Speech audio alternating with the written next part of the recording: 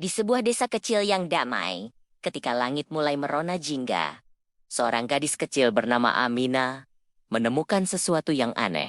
Di tepi desa, Tersembunyi di antara ilalang, ada sebuah batu besar yang penuh ukiran kuno. Amina, dengan jas hujan kuningnya, mendekat dengan rasa penasaran. Saat senja semakin pekat, run pada batu itu mulai berdenyut, memancarkan cahaya biru yang lembut dan misterius. Amina terkesiap, tak percaya dengan apa yang dilihatnya. Malam itu, sesuatu yang luar biasa terjadi. Batu itu bergerak, perlahan bangkit menjadi sosok raksasa yang gagah. Golem batu itu, dengan tubuh granit yang kokoh dan run biru yang bersinar terang, berdiri tegak. Dia tidak menakutkan, malah sebaliknya. Golem itu mulai berjalan di sepanjang jalan setapak desa, menjadi penjaga malam yang tak terduga. Sinarnya menjadi penuntun bagi warga yang pulang terlambat, seperti Pak Rahman yang tersenyum lega melihat jalan di depannya terang benderang. Desa pun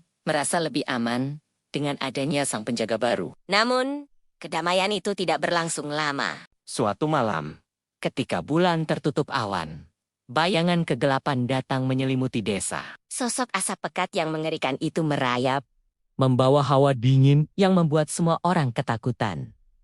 Golem batu langsung maju menghadang. Pertarungan sengit pun terjadi.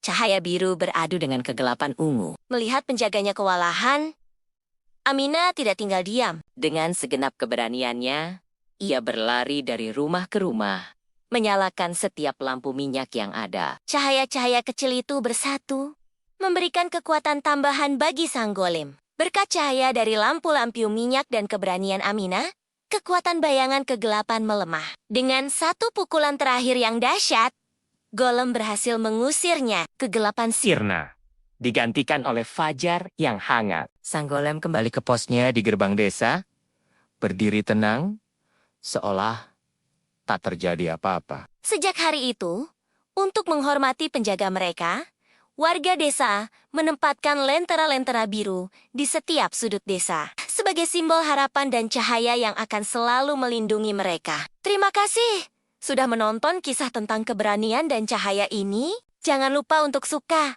bagikan, dan berlangganan channel kami untuk cerita-cerita menakjubkan lainnya. Sampai jumpa!